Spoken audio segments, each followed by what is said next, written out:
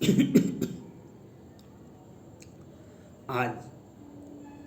हम तिब्बत के दलाई लामा साहब का ध्यान हम आकृष्ट करना चाहते हैं। वे हमारे भारत में ही बहुत दिनों से निर्वासित जिंदगी जिए हैं। यह इसलिए हुआ कि 1950 में ही चीनियों द्वारा, चीनी सरकार द्वारा तिब्बत को कैप्चर कर लिया। तब से वे निर्वासित जिंदगी भारत में जी रहे हैं। लेकिन समय समय पर मांग उठता रहा तिब्बत को खाली करो, लेकिन देश और दुनिया के परिस्थितियां बदलती रही, लेकिन चीन का सरकार कभी भी नहीं सुनने का प्रयास किया और उसका अत्याचार बढ़ता ही गया। कल भी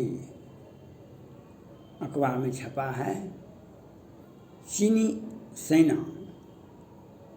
तिब्बतियों के साथ वो मानवीय व्यवहार कर रहा है, उसके धर्म को परिवर्तित कर रहा है, उसे अलग अलग बसाया जाता है, वहाँ पर उसे हर प्रकार का उस चीनी सेना में शामिल करने के लिए उसे दबाव बनाया जाता है, हर तरह से पीड़ा उसे दी जाती है। हम दलाई लामा जी से आग्रह करना चाहते हैं, आपकी समस्या भारत की समस्या है, आपकी समस्या अमेरिका के राष्ट्रपति जो बाइडेन का निजी समस्या है, लेकिन आपको भी संयुक्त राष्ट्र संघ में जाकर के धरना देना चाहिए, वहाँ से आवाज़ उठाना है। France, Australia, Japan, Taiwan, Vietnam, उन देशों से अपील करना चाहिए जो चीन की सेना द्वारा आपको तंग और तबाह किया जा रहा है, तिब्बतियों को तबाह किया जाता है, तिब्बतियों को मारा जाता है। आप इसके लिए उन लोगों से सहयोग मांगिए। आपका समस्या संयुक्त राष्ट्र संघ में है और उसके बाद अमेरिका से अपील कीजिए, जो बाइडेन साहब से, और उसके बाद भारत से अपील कीजिए। जनता को, पूरे विश्व को जगाना होगा। 1917 में स्वर्ण मंदिर में, पंजाब के स्वर्ण मंदिर में जनरल डायर द्वारा 3,000 से अधिक लोगों को मार दिया गया है गोली।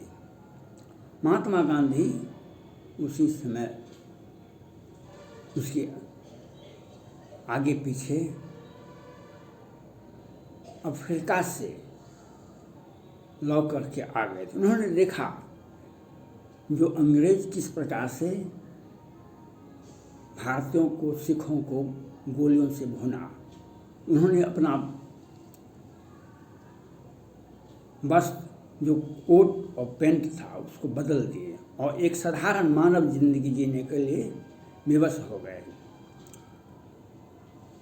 और साधारण जीवन जिंदगी में भी जनता को जगाते रहे और उस समय की अंग्रेज सरकार से वार्ता करते रहे, समय समय पर उनको समर्थन भी दिए और असहयोग भी किए।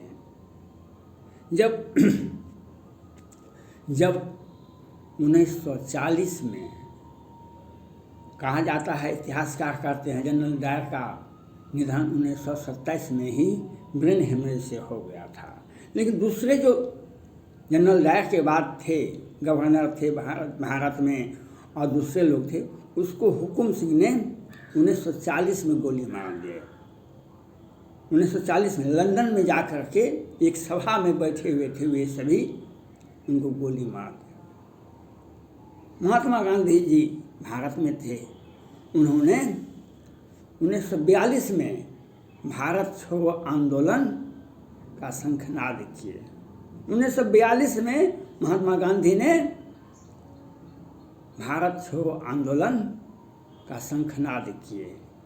तो मौका ये वारदात पर आपको समझना पड़ेगा। हम दलाई लामा जी से अपील करते चाहते हैं, आज कल चीन का सेना का विमान ताइवान में चला गया, ताइवान ने उस पर अटैक कर दिया, उसके चीनी ड्रोन को मार गिराया। अब दो ही मकसद, या तो चीन आत्मसमर्थन कर देगा, वह बैठ जाएगा घर में, या ताइवान पर हमला करेगा। अगर ताइवान पर हमला करता है तो ताइवान के साथ साथ 50 देश चीन पर हमला करेगा, वह चीन सहन नहीं कर सकता है। इससे अच्छा समय आपको नहीं मिलेगा दलाई लामा साहब, अभी मौका है। अगर ताइवान को कैप्चर नहीं किया चीन तो तिब्बत को भी छोड़ना पड़ेगा। ताइवान से अगर वह निकल गया, ताइवान को छोड़ दिया, विवादास्पद मुद्दा छोड़ करके, तो तिब्बत में तो वह घिर जाएगा। तिब्बत के ऊपर अमेरिका के राष्ट्रपति जो बाइडेन साहब, भारत के प्रधानमंत्री नरेंद्र मोदी जी और विश्व के सभी देश का निगाह तिब्बत पर है। चीन को तिब्बत में घेरेंगे हम। इसके लिए आपको महात्मा गांधी के सिद्धांतों का पालन करना पड़ेगा, सत्य और अहिंसा का सहारा लेना होगा और दुनिया को जगाना होगा। तिब्बत सभी जगे हुए हैं, जो जहाँ भी हैं वे सभी जगे हुए हैं। आपको संयुक्त राष्ट्र संघ से अपील करना होगा और उसके बाद सुरक्षा परिषद के नेतृत्व में तिब्बत को खाली कराने के लिए अमेरिका के नेतृत्व में, संयुक्त राष्ट्र सुरक्षा परिषद के नेतृत्व में तिब्बत को खाली कराया जाएगा चीनी सेना से। यह एक अच्छा मौका है, इसके लिए इसका लाभ उठाना आपका बुद्धिमता होगी। आपको इस पर ध्यान देना चाहिए। इससे अच्छा समय भविष्य में, आज पहली बार पूरे विश्व में कोरोना के जन्मदाता, कोरोना का हथियार बना करके पूरे मानव जाति को तहस नहस करने वाले चीन आज घिर गया है। वह अपने देश में कोरोना से निजात नहीं पाया है, लेकिन विश्व के 4 करोड़ लोगों को उसने कोरोना के माध्यम से मरवाया है। आज वह बुरी तरह से अपने देश में घिर गया है और उस पर सभी देशों का निगाह है। वह कभी अमेरिका को धमकी देता है, कभी भारत को धमकी देता है, कभी जापान को धमकी देता है, कभी वियतनाम को धमकी देता है। लेकिन सभी देश, विश्व के सभी देश, बड़े बड़े देश, अमेरिका के नेतृत्व में क्वाड बना है, जो 7 देश बड़े बड़े हैं उसमें, और अलग अलग संधि अलग है, जो चीन को हर हाल में, चीन अगर थोड़ा सा भी हिलता है तो उसे पूरे चीन को हिलाने के लिए सारी व्यवस्थाएं कर ली है। अब चीन के ऊपर है वह हमला करता है नहीं करता है, किसके ऊपर हमला करता है, उसके तो 17 विश्व के 17 देशों से उसका युद्ध चल रहा है। ताइवान से भी है, वियतनाम से भी है, जापान से भी है, ऑस्ट्रेलिया से भी है। वह पूरे दक्षिण चीन सागर से लेकर के हिंद महासागर तक वह अपना आक्रामक नीति अपनाता है। लेकिन कल चीन के जो सैनिक प्रवक्ता हैं, उन्होंने कहा भारत से हम दोस्ती चाहते हैं, सीमा विवाद जो है उसको हम लोग निरंतर बातचीत करके समाधान करेंगे। यह उसका छलावा है, वह युद्ध से भागना चाहता है। चीन युद्ध से भागना चाहता है, इसलिए वार्ता करना चाहता है। वही चीन है जो कहता था पहाड़ को हिलाना आसान है, चीन की सेना को हिलाना आसान नहीं है।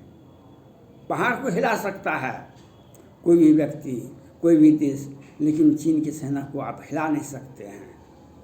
लेकिन वैसे चीन के सैकड़ों जवान को, हमारे एक टुकड़ी, सेना का एक टुकड़ी था छोटा सा, उसके चीन के इतिहास को बदल दिया। चीन की ताकत को जो दिखाने वाले थे पूरे भारत में नहीं पूरे विश्व में दिखा रहा था, हमारा हथियार, हमारी सेना, लेकिन वह दुबक के कहाँ बैठ गया।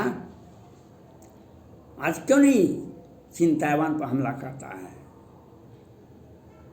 नैन्सी पेलोसी तो कौन कहे, 4 अमेरिका के 4 संसदीय टीम ताइवान पहुंच चुकी है, लेकिन वह चीन कुछ कर नहीं रहा है, क्योंकि उसे अपना सत्ता पे ही छीना जाएगा। और युद्ध में जिस प्रकार से इराक के राष्ट्रपति सद्दाम हुसैन का हुआ था, वही चीन के राष्ट्रपति का होगा। युद्ध करेगा तब तो। इसके लिए आपके लड़ाईनामा जिसमें अपील है, आपके लिए इससे बेहतर मौका कभी नहीं मिलेगा। आज चीन घिर गया है, वह पूरे दुनिया को घेरने के लिए लगा हुआ था, लेकिन आज वह खुद घिर गया है। इसका लाभ आपको उठाना पड़ेगा, इसका लाभ आपको उठाना पड़ेगा। इसके लिए जैसे महात्मा गांधी जी ने 1942 में भारत छोड़ो आंदोलन शुरू किए थे, उसके पहले वे असहयोग आंदोलन करते थे, लेकिन 1942 में इसलिए आपको पूरे विश्व से अपील करना चाहिए। आपकी समस्या जो बाइडेन साहब समझ रहे हैं, अमेरिका के राष्ट्रपति समझ रहे हैं, आपका मुद्दा पूरे विश्व में चर्चित है। चीन अभी घिर गया है। चीन किसी भी परिस्थिति में ताइवान पर हमला नहीं करेगा, वह भारत पर हमला नहीं करेगा। वह युद्ध का एक्सरसाइज कर सकता है, युद्धाभ्यास कर सकता है, क्योंकि उसे खुद अपने कमजोरी का पता है। अगर हम युद्ध किए तो हमें अमेरिका समेत विश्व के ऑस्ट्रेलिया, फ्रांस, भारत उसे नेस्तनाबूद कर देगा। इसलिए वह धमकी से काम चलाता है और उसका लाभ उसे मिल रहा है। वह आज दुबक गया है। इसके लिए आप अगर प्रयास करेंगे दलाईलामा साहब, तो तिब्बत की आज़ादी का इससे अच्छा समय इतिहास में कभी भी नहीं आएगा। आपको सोचना पड़ेगा और आप खुल करके तिब्बत की आज़ादी का मांग कीजिए। तिब्बत को अधिकार नहीं दे चीन, तिब्बत को खाली करे। उसके लिए आपके साथ भारत है, अमेरिका है, तो तिब्बत को खाली करना पड़ेगा। लेकिन आवाज़ आपको बुलंद करना पड़ेगा, आवाज़ आपको बुलंद करना पड़ेगा। आपको आंदोलन को एक विस्फोटक रूप में देना होगा। आप अपने अनुयायियों को कहिए अमेरिका के संयुक्त राष्ट्र संघ में के सामने प्रदर्शन करें। वहाँ पर संयुक्त राष्ट्र में सुरक्षा परिषद में आप ऑस्ट्रेलिया, फ्रांस, जर्मनी, जापान से समर्थन मांगे। अमेरिका, भारत आपके साथ है। इसका लाभ उठाना आपका नैतिक कर्तव्य, आपका मौलिक अधिकार है। महात्मा गांधी जी के सत्य और अहिंसा से सीखिए, महात्मा गांधी जी के आंदोलन से सीखिए। उन्होंने किस प्रकार से अंग्रेज़ों से, क्योंकि अंग्रेज क्रूरता के, चीन आज क्रूरता कम है। 1913 में कि 17 में किस प्रकार से स्वर्ण मंदिर में हमला किया था। इतिहास में सत्ता में जो बैठता है वह क्रूरता का परिचायक देता है। चर्चिल महात्मा गांधी जी से नहीं मिलते थे, कहते थे ये इसका हमारे ऊपर असर पड़ जाएगा। लेकिन आपको सोचना पड़ेगा, आपको इसका लाभ उठाना पड़ेगा। विश्व की परिस्थितियाँ बदल रही है और चीन घिर रहा है, इसका लाभ उठाना आपका कर्तव्य है। धन्यवाद।